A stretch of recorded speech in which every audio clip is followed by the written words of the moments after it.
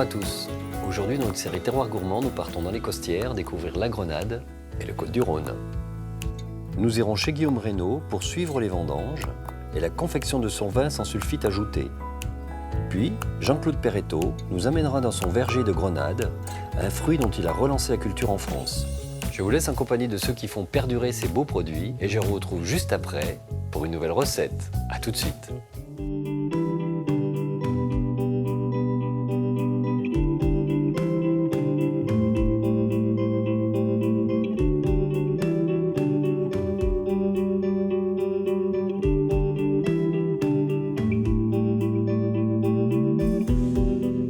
Située au sud-est de la France, la vallée du Rhône doit sa richesse aux millions d'années qui la précèdent, lorsque le Massif central et les Alpes se sont affrontés, que la Méditerranée s'y est jetée et que les volcans y ont chanté. De cette symphonie résulte aujourd'hui un sol riche en granit, en calcaire, en silice et en argile, qui nourrit depuis des siècles les 42 000 hectares de vignes de la région.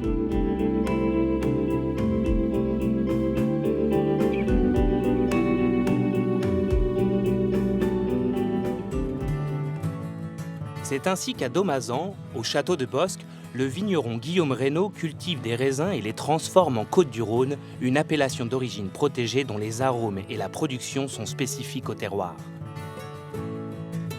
Dans la même ville, Jean-Claude Perretto cultive lui aussi un fruit riche de ce que lui offre le sol, la Grenade. Appelée par les provinciaux la Miugrano, qui signifie 1000 grains, son goût est à la fois sucré et acidulé. Aujourd'hui, c'est les vendanges au château de Bosc dans les vignes de Guillaume. Le Côtes-du-Rhône est un vin d'assemblage composé de plusieurs cépages comme la Syrah, le Mourvèdre, le Marcellin ou celui-ci, le Grenache. C'est le cépage principal de l'appellation, donc on doit en avoir 40% minimum pour les Côtes-du-Rhône village et 30% pour les Côtes-du-Rhône. Sa particularité, c'est que ça fait des vins amples, soyeux et élégants. Les différents cépages sont complémentaires. Chacun apporte son caractère et réagit à sa manière aux conditions météorologiques. Cette année, le Grenache, qui donne de la volupté, a perdu son jus. Quant à la Syrah, les grappes ont mis trop de temps à arriver. La sécheresse qui a sévi tout l'été a fait qu'on a des rendements cette année très, très faibles, ce qui permet d'avoir des raisins vraiment très concentrés et des qualités de maturité qui sont vraiment optimales. Aujourd'hui, la météo est clémente pour vendanger avec cette machine qui secoue les feuillages pour détacher les baies et les récupérer. C'est l'employé de Guillaume qui s'en charge. Ça a l'air de bien se passer. La récolte est jolie là. Les cailloux, ils te secouent pas trop? Ça va, un petit peu. Le Côtes-du-Rhône de Guillaume a une petite particularité. Il est sans sulfite ajouté, un antioxydant utilisé en œnologie pour conserver le vin et développer ses qualités sensorielles. Pourtant, le vigneron l'utilisait également il y a quelques années lorsqu'il travaillait avec son père. On a travaillé en faisant comme il faisait avant, parce qu'il m'a un petit peu mis le pied à l'étrier, donc il me montrait comment il fallait faire, comment il fallait travailler en cave.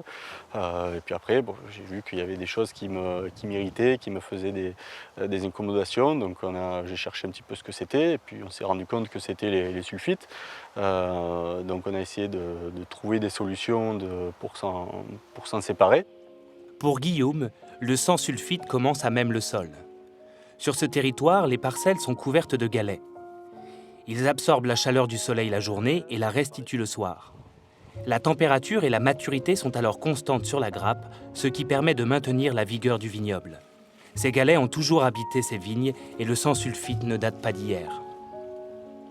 Je suis la 5e génération qui fait du vin, donc c'est vrai que le fait de passer en sans sulfite, ça rappelle mes premiers arrière-grands-pères qui faisaient des vins sans soufre et qui faisaient ça juste pour déguster, et que des fois, quand ils avaient une petite pointe, comme ils disaient, c'est qu'il y avait un petit peu de volatile et que ça sentait un petit peu le vinaigre.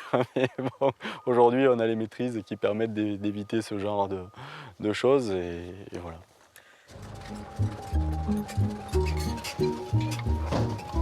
Bon, allez. C'est aussi l'heure de la récolte pour Jean-Claude Perretto. Mais ici, pas de machine. Avec son associé, il cueille la Grenade à la main et au sécateur. Ce fruit arrive à maturité au mois d'octobre, pourtant Jean-Claude n'hésite pas à venir un peu plus tôt pour récupérer les premières. Pour reconnaître la maturité d'un fruit, d'abord au son. On tape dessus, lorsqu'on a ce son métallique là, qui résonne, eh bien, ça veut dire que la grenade est mûre, hein, il n'y a pas de problème. Et moi j'ai une deuxième alerte dans le verger, c'est que j'ai des écureuils qui sont là, et quand les grenades sont mûres, ben, ils commencent à les consommer. Donc voilà. Sur son terrain, Jean-Claude dispose de plusieurs variétés de grenades et il y en a pour tous les goûts. Il en existe 1200 à travers le monde, mais la plus présente en Provence s'appelle la Provence. Et il y a aussi celle-ci. Donc ça c'est une variété qui s'appelle Mola de Elche, qui est une grenade de bouche par excellence. Donc là on fait comme si on devait peler une orange. On coupe en dessous.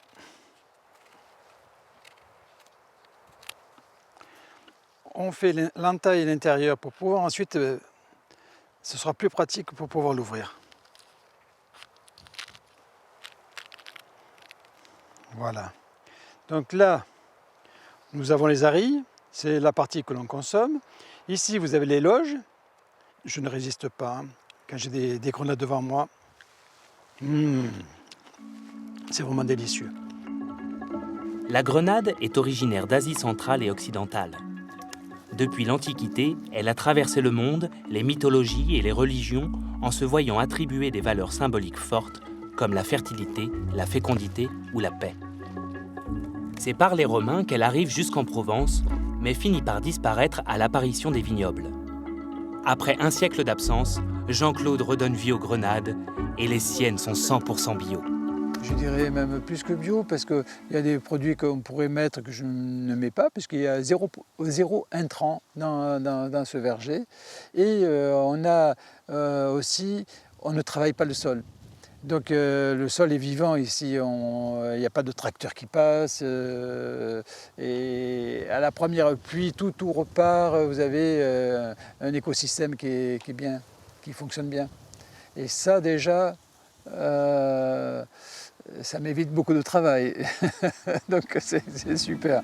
Les pieds dans l'eau et la tête au soleil, c'est ainsi que doivent vivre les grenadiers. Mais cette année, la sécheresse a été rude et a nécessité une irrigation particulièrement importante. Une mauvaise surprise pour Jean-Claude quant à ses dépenses, mais qui ne semble pas nuire à la récolte. Mais la journée était bonne, et la récolte pour une journée, c'est pas mal, hein, c'est pas mal. Allez, bon, on y va.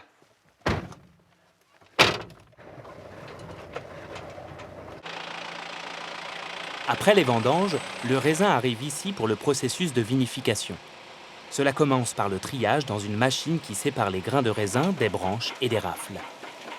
Alors la rafle, c'est ça, c'est ce qui tient tous les raisins sur la vigne, et l'utilité de l'enlever, c'est pour éviter d'avoir des goûts de verdeur et des tanins non élégants. À l'aide de ces longs tuyaux, le raisin est ensuite envoyé vers les cuves où il va fermenter. J'aime bien gazé carré. L'ennemi du vin, ce sont les échanges de température trop rapides entre l'intérieur et l'extérieur. C'est pour cela que Guillaume utilise des cuves en béton, typiques du domaine et idéales pour les vins sans sulfite ajouté. L'avantage du béton, c'est que ça a des parois relativement épaisses et les échanges thermiques sont très longs et du coup ça évite un vieillissement prématuré du raisin.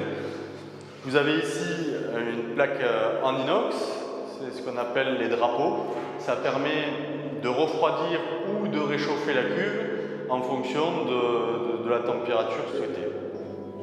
Pour la fabrication du Côtes-du-Rhône rouge, à la différence du blanc et du rosé, le raisin macère avec le jus. Même si la fermentation est synonyme d'attente, elle nécessite des interventions. Donc là, je fais un remontage. C'est-à-dire que je récupère le jus qui est en bas de la cuve, que je fais passer sur la pellicule des raisins qui, elle, est au-dessus, qui flotte. Toutes les bonnes choses sont dans la pellicule et du coup, il faut faire des échanges pour avoir plus de couleurs, plus de concentration, plus d'arômes.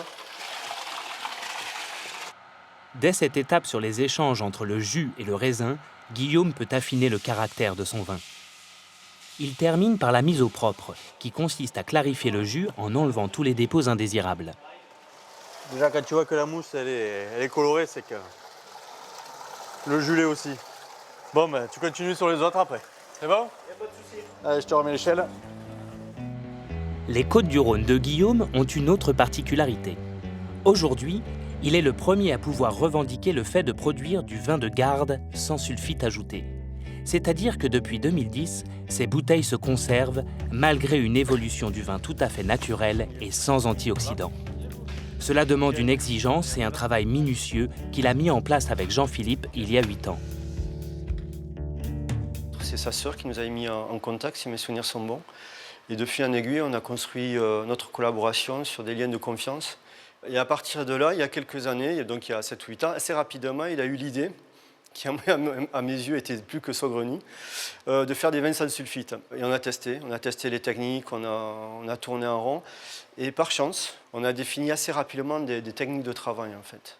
Une belle couleur là pour commencer, il y a quelques jours. Non, ça sort bien. Ça a 2 jours, non, on est quel jour? On est vendredi? 2 jours. 2 jours, oui, non, mais c'est pas mal. On va bien travailler en séquençage jusqu'à 1020, 1030, 1020.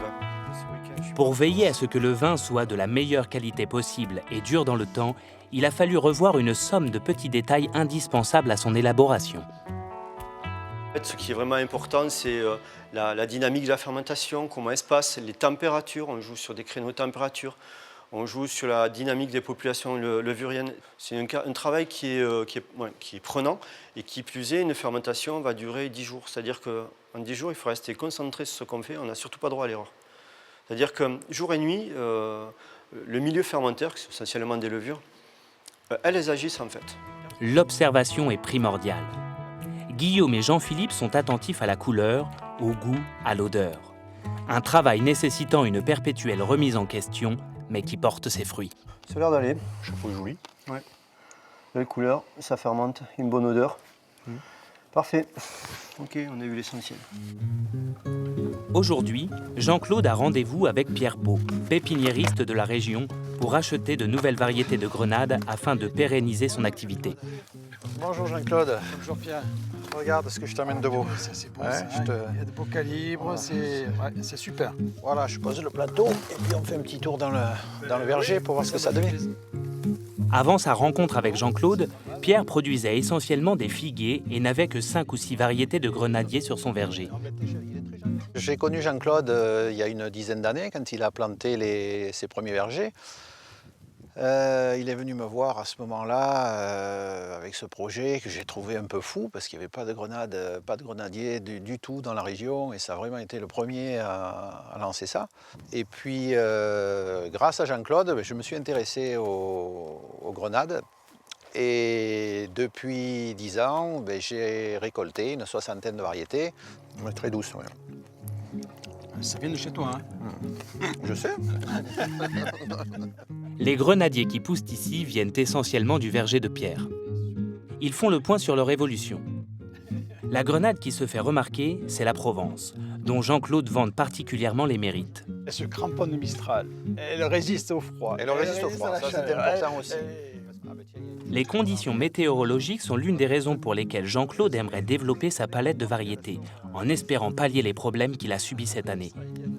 Pierre réalise des tests sur ces grenadiers afin d'observer leur adaptation aux conditions de culture de la région et leur capacité à donner des fruits de qualité. Il en a apporté une bonne vingtaine qu'il propose à Jean-Claude de goûter, dont la Sogdiana, l'une de ses préférées. Pierre, c'est vraiment une bonne grenade, ça. Je crois qu'elle va rentrer non seulement pour la grenade de bouche, mais pour faire un composé pour mon jus, ce sera pas mal, ça aussi. Les nouvelles variétés de grenades proposées par Pierre arborent des couleurs vives et se démarquent par leur douceur en bouche et leurs pépins très tendres, comme cette autre variété, la Sirénévie. Du point de vue extérieur, elle est magnifique. Hein. Ah ouais, c'est Tu vois, super. le grain est très beau aussi. Très là. beau aussi. Hein. Elle vient d'où, ça, là, Pierre? Ça, c'est une grenade qui vient d'Azerbaïdjan. D'accord. C'est magnifique, les arilles sont belles. Et elle reste très, très douce aussi. Le pépin est très tendre. L'engouement actuel autour de ce fruit est tel que des produits de très mauvaise qualité garnissent les étals au point d'en décevoir le consommateur. Jean-Claude souhaite ouvrir un réel marché de la grenade. Dans un même magasin, on pourra présenter, comme pour les pommes, plusieurs variétés. C'est pour élargir la gamme dans les points de vente et offrir au consommateur une palette de goûts qu'il appréciera. Bon, de toute façon, on va avoir un beau panel, là, hein, c'est bien, je suis content. Selon leurs caractéristiques, les variétés de grenades sont destinées à des usages différents. Ici, dans le laboratoire de la cuillère gourmande, Frédéric Fontevieille récupère les grenades de Jean-Claude pour en faire de la gelée. La variété utilisée aujourd'hui est la fameuse Mola Delche. C'est une variété que je ne connaissais pas, donc qui sont d'un calibre très intéressant. Et vous voyez les grains de la grenade, les arides qui sont très très belles. Ici, Frédéric travaille de manière traditionnelle, à la main, dans ces bassines en cuivre qui ne peuvent contenir que 7 à 8 kg chacune, ce qui oblige à ne faire que de petites quantités. Le jus de grenade y est porté à ébullition et du sucre lui est ajouté avant de chauffer à nouveau. C'est là où on commence à sentir les parfums de la grenade. On sent très très peu d'amertume dans cette grenade par rapport aux autres grenades qu'on peut travailler. Là, c'est vraiment un parfum très intéressant. Encore un peu de sucre et Frédéric ajoute du citron pour la conservation et de la pectine permettant au mélange de gélifier. Il ne reste plus qu'à le mettre en pot en attendant qu'il refroidisse et durcisse. Alors ce que j'apprécie dans cette grenade, on peut le comparer ici, il y a un très très bel éclat, une brillance du fruit et une brillance de la gelée que je ne retrouvais pas sur le précédent essai. Là vraiment on a une robe un petit peu comme un vin qui s'annonce quelque chose de très très bien et de très goûtu. Là on retrouve vraiment toute la puissance de la grenade qu'on a pu sentir à la cuisson ou lorsqu'on a extrait les arides. Un très bon produit, sans aucun doute. La demande de produits à base de grenade est en augmentation pour son goût et pour ses qualités antioxydantes. Mais ses vertus se trouvent majoritairement dans la peau du fruit qui n'est pas utilisée dans la gelée. C'est pourquoi Frédéric travaille sur de nouvelles recettes à développer. Je démarre depuis cette année des essais pour essayer de trouver la bonne recette de la grenade. Il faudrait pouvoir faire une gelée du fruit complet avec son écorce, là où on trouve le maximum d'antioxydants. Mais par contre, c'est là où il y a le plus d'amertume. Donc l'idée, c'est de l'associer avec un autre fruit pour pouvoir avoir les antioxydants et ne pas avoir cette amertume qui peut paraître comme trop importante pour les consommateurs. Aujourd'hui, Guillaume reçoit sur son domaine Éric Morgan, caviste et négociant en vin. Bonjour. Bonjour Guillaume. Bienvenue au château de Bosc. Merci, c'est gentil. Éric est spécialisé dans les millésimes rares et anciens. Cette appellation de vin de garde sans sulfite ajouté suscite donc son intérêt et sa curiosité. On va aller déguster les vins et puis tu me diras ce que tu en penses. Ouais, très bien, avec plaisir, je te suis. Merci Allez. beaucoup. Donc voilà le caveau avec la... Guillaume lui montre ses bouteilles et n'hésite pas à lui raconter le chemin parcouru pour en arriver là, y compris ses premières expériences peu concluantes. Il y en a, je les ai même pas mis en bouche parce que je ne sais rien. Ce truc qui sent le vinaigre, l'autre qui fermente et tu mettais l'oreille, ça bulle encore. Ouais. Non, merci. Au cours de la dégustation, Guillaume ouvre des Côtes-du-Rhône sans sulfite ajouté de plus en plus anciens. Il commence par un millésime de 2016, très frais et fruité, puis par une bouteille de 2015. Ouais, c'est pareil, c'est bien charnu, beaucoup plus de rondeur sur la bouche. Ouais, les tanins se sont un petit peu plus arrondis. Plus fondus aussi. On sent que le vin a mûri un petit peu plus en bouteille. Merci. Guillaume débouche ensuite une bouteille encore plus ancienne, de 2013, pour montrer à Éric l'évolution de son vin. C'est très bon, c'est un beau potentiel de garde. Pas du tout au niveau d'un Côtes-du-Rhône classique, quoi. À un moment, il faut être simple, c'est juste très bon. Merci. Éric est agréablement surpris. Merci à toi. Et envisage même de commercialiser les vins de Guillaume. Venir découvrir les... Ce qu'on a pu goûter aujourd'hui, voilà, on est sur du vin sans sulfite, qui est peu commun, du moins dans le qualitatif et dans le potentiel de garde. Et là, clairement, pour moi, c'est des vins qui ont au moins 5 ans devant eux, 5 à 10 ans devant eux, ouais, sans problème. Ouais, très belle découverte, chouette vin, et puis d'autant plus un vigneron sympa et passionné, ce qui ne gâche rien. Il y a quelques années, les consommateurs étaient encore très réticents face aux vins sans sulfite ajouté. Mais ils sont aujourd'hui plus attentifs au respect de l'environnement, au bien manger et au bio, des valeurs auxquelles le vin de Guillaume fait écho. Les gens accrochent beaucoup mieux aujourd'hui qu'il y a une petite dizaine d'années. Et c'est vrai que c'est quand même pas déplaisant, parce que du coup, le produit est là, il est de qualité, je pense, et il est reconnu et les gens l'apprécient. Aujourd'hui, c'est la fête de la gastronomie à Marseille, l'occasion idéale pour Jean-Claude de promouvoir ses produits. Il tient le stand avec sa femme et propose des dégustations autour de la grenade aux passants. Ben goûtez celle-ci. Pas la même. Pas du tout, mais c'est pas le même goût. Alors d'habitude, nous ne faisons pas de marché. Mais là, c'est la fête de la gastronomie et on nous a demandé si gentiment de venir qu'on n'a pas pu refuser. Et aujourd'hui, je peux dire qu'on ne le regrette pas.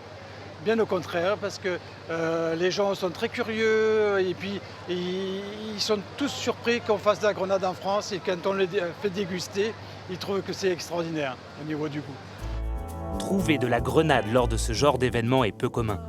Le fruit attise la curiosité des visiteurs, alors Jean-Claude et sa femme en profitent pour les informer. On n'appelle pas ça des grains, on appelle des aris. Dedans, c'est plein de jus, prends-le. On y met une fertilisation aux algues. Sans blague. Voilà, donc Tout naturel. tout naturel. Nombreux sont ceux qui pensaient déjà consommer de la grenade dans leur enfance. Mais ils ne sont pas au bout de leur surprise. Moi, je voulais goûter ça parce que j'ai une mauvaise idée de la grenade à cause du sirop de grenadine. Mais madame, dans le sirop grenadine, il n'y a pas de Mais ça ne grenade. m'étonne pas du tout, madame. Et est-ce que vous avez pensé à faire de ce sirop de grenadine qu'on prend quand on est gamin? Je sais. Alors, Et on se dit tiens, mais on même- a un vrai bon sirop. alors même quand on a été gamin, on nous a roulé dans la farine. On nous a roulé la farine. C'était pas de la grenadine. C'était un mélange d'arômes artificiels, plus de fraises et de sucre. Parce que la vraie On grenadine, dirait un sirop de grenade. il faut remonter à 150 ans à peu près. Mais faites-le. Et oui, la grenadine que l'on connaît est en fait un mélange de fruits rouges qui ne contient pas de grenade. Jean-Claude et sa femme sont conquis par ce système de vente au plus près des consommateurs. Aujourd'hui, c'est une vitrine pour nous en région marseillaise parce que c'est la première fois qu'on vient sur Marseille et donc ça c'est formidable. Ça se vend bien quand même. Hein, ça a du succès. Hein. Jean-Claude et Guillaume semblent avoir pressenti bien avant les autres l'intérêt actuel pour leurs produits. Face à cet engouement croissant, la concurrence se développe doucement. Mais ces précurseurs ne devraient pas s'en inquiéter. Ils parviendront à se démarquer grâce à leur expérience, leur philosophie et leurs petits secrets.